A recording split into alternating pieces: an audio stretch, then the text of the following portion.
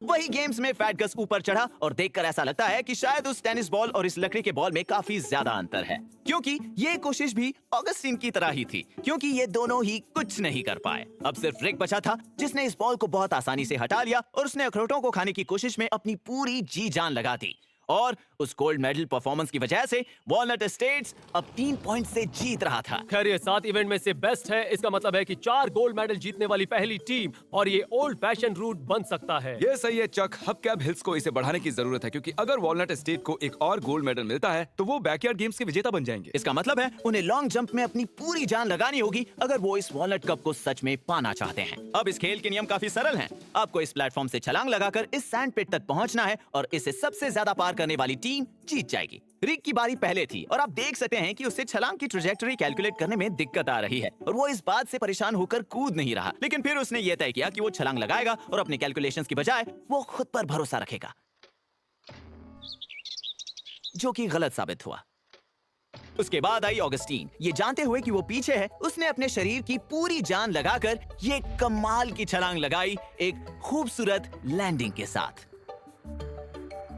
और आप देख सकते हैं कि मार्टी कैसे अपनी बारी का इंतजार कर रहा है जबकि ऑगस्टीन खाने के मजे ले रही है। फिर रिक ने कहा, हे मैं ये छलांग तो नहीं लगा पाया, लेकिन क्या मैं यहाँ तुम्हारे साथ बैठकर खा सकता हूँ? और ऑगस्टीन ने कहा कि ऐसा मैं नहीं होने दूंगी। और फिर उसने रिक को भगा दिया और ये भी देखा कि कहीं वो नीचे तो नहीं है। और दूसरे जानवरों का जोश इन बैकयार्ड गेम्स को लेकर इतना बढ़ गया था कि वो खुद यहाँ आकर इन इवेंट्स में भाग लेकर इन्हें आजमाना चाहते थे। कुछ साइज में बड़े थे और कुछ जो खुद को साइज में बड़ा समझते हैं। ये रहा एक लॉन्ग जंप अटेम्प्ट, लेकिन अरे कौवे भाई साहब, आपके पास तो पंख हैं, ये तो चीटिंग हुई ना। उसके बाद आया मार्टी, जो ये जानता था कि वो ये छलांग लगाकर इस खेल को जीत सकता है, तो कॉन्फिडेंस के लिए उसने अपने दोनों बाइसेप्स को एक एक करके फ्लेक्स किया, फिर एक बड़ी छलांग लगाई और हवा में अपनी पूंछ सीधी करने के बाद वॉलनट एस्टेट्स ने अपना दबाव बनाए रखा।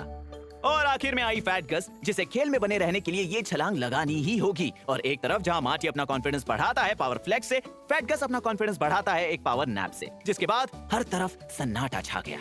खिलाड़ी तैयार है और ये परफेक्ट लॉन्च।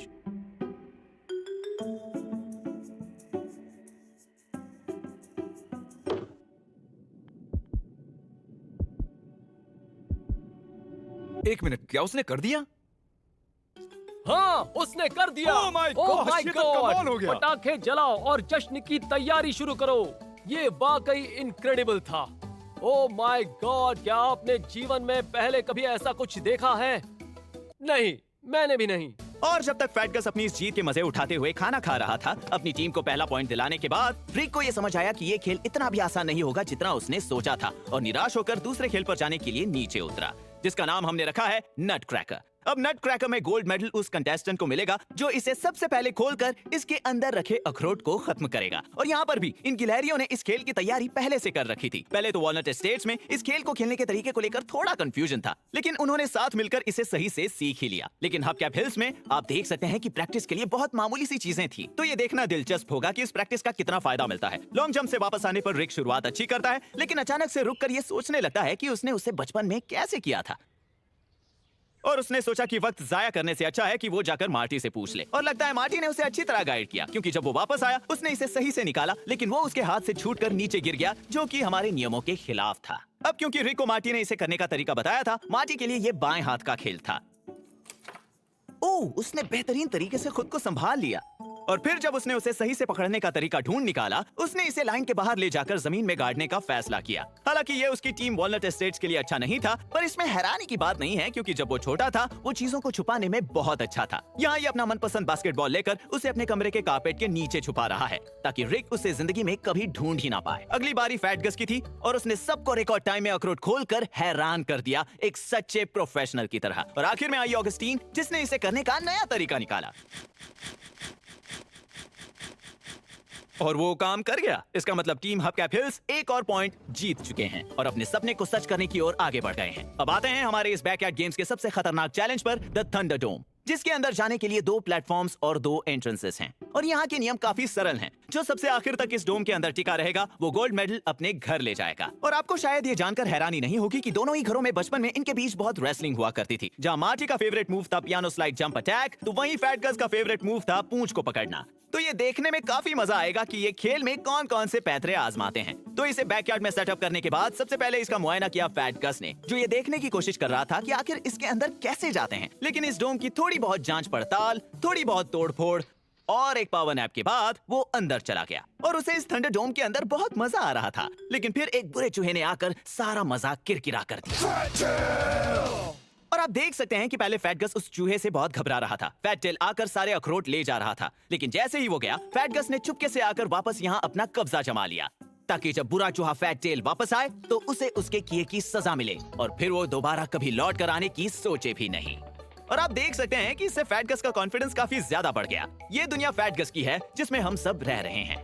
मेरा मतलब यहाँ के डॉग्स भी हमारे इस नए चैंपियन से डरने लग गए थे। और क्योंकि बाकी सभी गिलहरियां देख पा रही थीं कि क्या हो रहा है, इसमें कोई शक नहीं कि जब भी थंडरडोम का राजा सामने आया सब उसके रास्ते से हट गए। यानी हबकैप हिल्स को एक और पॉइंट मिला जिससे वो दूसरी टीम के बराबर आ गए, जिससे रोमांच अब और भी बढ़ गया है और सब ये जानने को बेताब हैं कि कौन बनेगा बैकयार्ड गेम्स चैंपियन। वक्त आ चुका था, कंपटीशन के आखिरी दिन का सूरज उग चुका था और आप आस पड़ोस की हवा में एक अलग जोश महसूस कर सकते थे। अब ये हाई जंप ही विजेता का फैसला करेगा। तो हमारे सारे कंपेटिटर्स बैकयार्ड में आए इन इवेंट्स के लिए बचपन में की गई ट्रेनिंग को अपने दिमाग में दोहराते हुए, आगे जो भी होगा उसके लिए खुद को मानसिक रूप से तैयार करते हुए। Oh my goodness, fat tail, come on, ये डिसअपॉइंटिंग था। घटिया स्पोर्ट्समैनशिप का कितना शर्मनाक एग्जाम्पल है। फाइनल इवेंट की सुबह अपने हेड्स अप करने की कोशिश कर रहे हैं। यहाँ तक कि ये पंछी भी अपना गुस्सा दिखा रहे थे इनके अपने तरीके से। लेकिन एक सच्चे प्रोफेशनल की निशानी है बस अपने लक्ष्य पर ध्यान देना, जैसा कि हमारी ऑगस्टीन ने किया और वो सीधा प्लेटफॉर्म के ऊपर चढ़ गई। और ऑगस्टीन ने कूदने के बजाय इसे फांद कर शुरुआत की, पर हाँ ये भी ठीक है। रिक ने शुरुआत अच्छी की, लेकिन वो इसे पूरा करने के पहले रुक गया क्योंकि उसने ये जाना कि वो खुद को इस कांच में देख सकता है और देखते ही देखते वो खुद पर फिदा हो गया। वही दूसरी ओर फैट गस और मार्टी इस पड़ाव को आसानी से पार कर पाए। इसका मतलब है कि अब खेल का फैसला सबसे ऊंचे हाई जंप से होगा। रिक पहले गया, लेकिन उसके कूदने का एंगल सही नहीं था, इसलिए वो पीछे आ गया। वही दूसरी ओर फैट गस और मार्टी इस पड़ाव को आसानी से पार कर पाए। इसका मतलब है कि अब खेल का फैसला किया क्योंकि उसने ये जाना कि वो खुद को इस कांच में देख सकता है और देखते ही देखते वो खुद पर फिदा हो गया। वही दूसरी ओर फैट गस और मार्टी इस पड़ाव को आसानी से पार कर पाए। इसका मतलब है कि अब खेल का फैसला सबसे ऊंचे हाई जंप से होगा। रिक पहले गया, लेकिन उसके कूदने का एंगल सही नहीं था, इसलिए वो पीछे आ गया। ऑगस्टीन ने अपने चालाक दिमाग से ये पता लगाया कि इसके उस तरफ जाने का बेस्ट रास्ता नीचे से है। बेशक ये स्मार्ट है, लेकिन ये हमारे नियमों के खिलाफ था, इसलिए वो डिस्क्वालीफाई हो गई। इसका मतलब अब सब कुछ फैट गस और मार्टी के नाजुक कंधों पर टिका था। और एक आखिरी बार कॉन्फिडेंस बूस्ट के लिए मसल्स फ्लेक्स करके मार्टी ने प्लेटफॉर्म पर अपनी नजरें टिकाए। वो तैयार हुआ और एक बेहतरीन छलांग के साथ उसने ये कर दिखाया। उसने इसे पार कर लिया। भले ही इसके लिए उसने इस साइड पोल की मदद ली। तो इसका मतलब अगर फैट गस इसे सही ढंग से कर पाए बिना पोल की मदद लिए, तो वो इन हबकैप हिल्स के अंडरडॉग्स की इस चैंपियनशिप में जीत होगी। जहाँ फैट गस आगे बढ़ते हुए, बार को देखते हुए, कूदना ऊपर है, थोड़ा पॉज, अभी भी पॉज। ओह नहीं, फैट गस। बहुत खूब।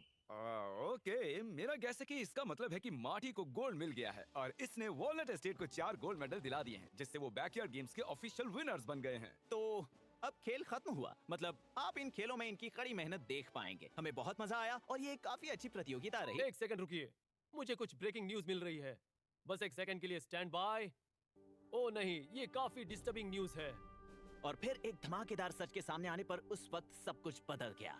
आप देख सकते हैं कि मार्टी जानता था कि उसने क्या किया है और वो मीडिया से बचने के लिए इस प्रतियोगिता को छोड़कर झाड़ियों में छिप गया। पहला सुराग हमें तब मिला जब हमने फुटेज को वापस से देखा और मैं माफी चाहता हूँ क्योंकि मैं ये पहली बार में नहीं देख पाया था कि मार्टी बार बार फ्लेक्स कर रहा था। लग रहा था मानो उसके कुछ ज्यादा ही मसल्स हैं और वो खुद को रोक नहीं पा रहा था। क्या ये संभव था कि वो अपनी मांसपेशियों को बड़ा और मजबूत बनाने के लिए चुपके से गैर कानूनी अखरोट खा रहा था? अगर ऐसी बात है तो वो उसे कहीं तो छुपाएगा ही। और सबूत के लिए हम पहले से ये जानते थे कि बचपन से ही कारपेट के नीचे सामान छुपाना उसे सबसे ज्यादा पसंद था। इसलिए जब वो कम्पीट करने और हाई जंप जीतने में बिजी था, तब ऑफिसर्स द्वारा वॉलनट एस्टेट्स में गुप्त रूप से छापा मारा जा रहा था।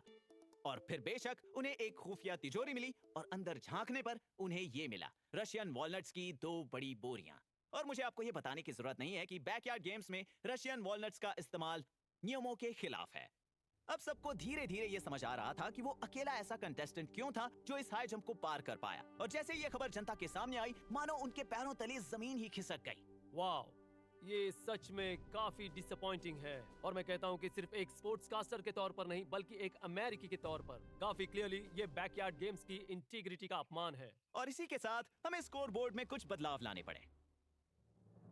इसका मतलब है कि उनका लॉन्ग जंप का gold medal hub cap hills को जाता है और हब कैप हिल्स को बैकयार्ड समर गेम्स का चैंपियन बनाता है। और जैसे ही ये खबर मिली, आप देख सकते हैं कि फैट गस ने ट्रॉफी तक पहुंचने में 1 सेकंड भी वेस्ट नहीं किया और ऑगस्टीन तो खुशी से फूल ही नहीं समा रही थी। खैर ठीक है, मेरी मूंछों पर बहुत लार है। तो अब सिर्फ एक सवाल बचा था कि आखिर मार्टी को ये रशियन वॉलनट्स मिले कहां से, क्योंकि रशियन वॉलनट्स सिर्फ रात में अंडरग्राउंड सीवर नेटवर्क के जरिए ही मिल सकते थे। गिलेरियां तो रात को एक्टिव नहीं रहती। मतलब आखिर वो कैसे? रुको 1 सेकंड, वहां पर जूम करना। अच्छा, इस सारे खेल का मास्टरमाइंड फैट टेल था ताकि वो सिस्टम को चीट कर सके। और फिर फैटगस और ऑगस्टीन ने कुछ एडवर्टाइजमेंट डील्स किए और उन्होंने उन पैसों का इस्तेमाल करके अपने लिए एक जापानीज मेपल पेड़ पर नया घर लिया और उन्होंने अपने घर के बाहर अपनी जीती हुई ट्रॉफी को भी सजा कर रखा, खासकर अपने पड़ोसियों को दिखाने के लिए। वैसे मैं आपको एक बात बता दूं, उन लोगों ने आखिर में मार्टी को माफ कर दिया, क्योंकि यही एक अच्छे और सच्चे दोस्त की निशानी होती है। और इसके बाद उन सभी ने अपनी जिंदगी साथ साथ हंसते खेलते हुए बिताई। वेल, फैटेल को छोड़कर वो कुछ साल जेल में ही रहेगा क्योंकि वो एक बुरा चूहा है।